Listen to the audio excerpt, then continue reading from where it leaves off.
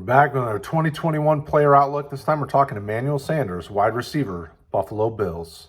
As always, thank you guys. We do appreciate your patronage, joining us on this trip.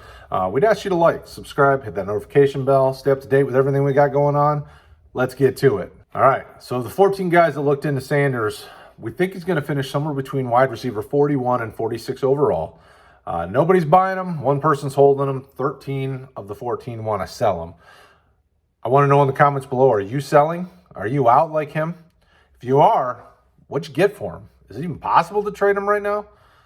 Let us know.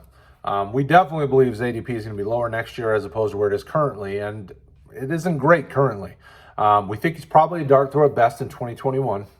There are some ways that he could get into some significant playing time, and I'll get into it, but definitely a dart throw this year.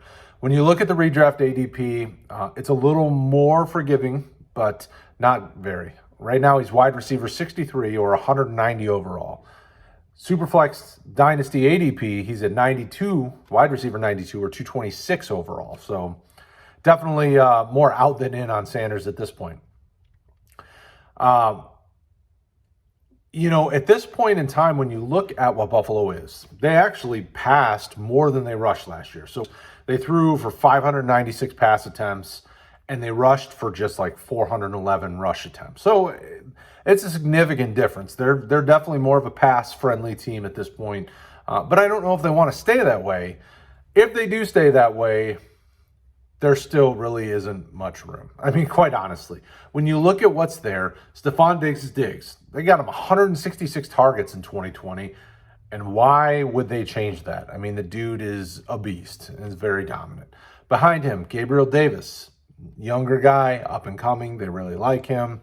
Behind him, Cole Beasley, and actually Cole Beasley did better than Gabriel Davis. But Cole Beasley, you've already got three receivers that are easily ahead of Emmanuel Sanders. Like, it feels like Sanders was brought in as more of an insurance policy.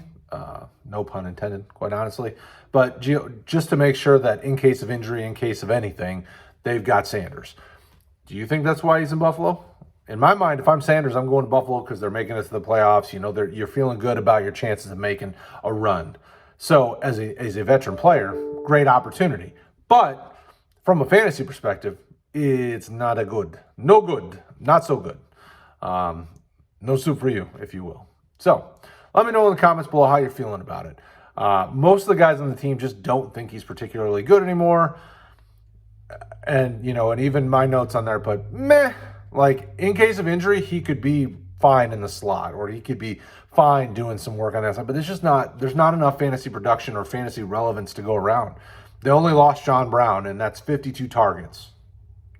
They could easily spread those 52 targets to Davis, running backs, tight ends, Dawson Knox. I mean, there's just too many reasons to see anybody else other than Sanders short of injury or illness. So let me know in the comments below. As always, we appreciate you guys. We'll talk to you in the next video.